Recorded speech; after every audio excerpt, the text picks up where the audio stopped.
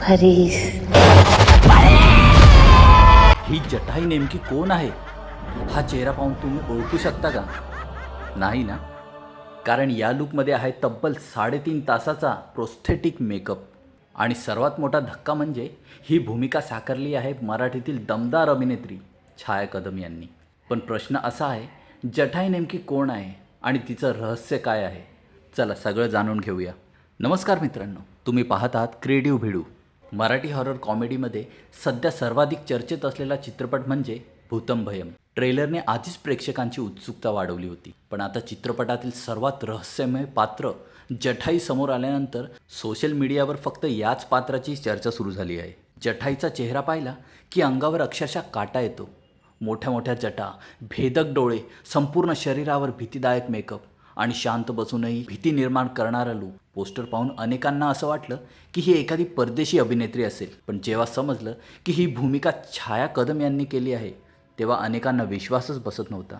या भूमिकेसाठी छाया कदम यांना दररोज जवळपास 3.5 तास प्रोस्थेटिक मेकअप करावा लागत होता. आणि गंमत म्हणजे मेकअप करायला जितका वेळ लागत होता तो काढायलाही जवळपास तितकाच वेळ लागत होता. इतका जड मेकअप घालून अभिनय करणं, चालणं, बोलणं, हसणं हे सगळंच खूप मोठं आव्हान होतं.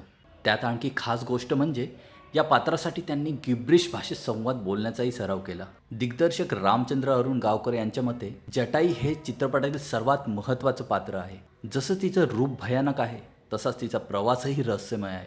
म्हणूनच तिचं संपूर्ण रहस्य चित्रपटातच उलगडणार आहे. भूतम भयम हा फक्त हॉरर चित्रपट नाही, यामध्ये हॉररसोबत भरपूर कॉमेडी आहे, रहस्य आहे आणि अनेक ट्विस्ट पाहायला मिळणार आहेत. चित्रपटात करण सोनावणे, नील साळेकर, सौरभ घाडगे, शुभम जाधव, सिद्धांत सरपरे, मनमीत पेम, पुष्कराज चिरपुटकर अशी दमदार स्टारकास्ट आहे. म्हणूनच हा चित्रपट प्रेक्षकांसाठी वेगळा अनुभव ठरू शकतो. माझ्या मते मराठी सिनेमात अशा प्रकारचा हॉरर लूक खूपच कमी पाहायला मिळतो. जर चित्रपटात कथा आणि कॉमेडी ही ट्रेलर इतकीच दमदार असेल तर भूतम भयम हा मराठीतील एक वेगळा हॉरर कॉमेडी अनुभव ठरू शकतो. आता खरी उत्सुकता आहे ती फक्त एका प्रश्नाची, जठाई नेमकी आहे कोण?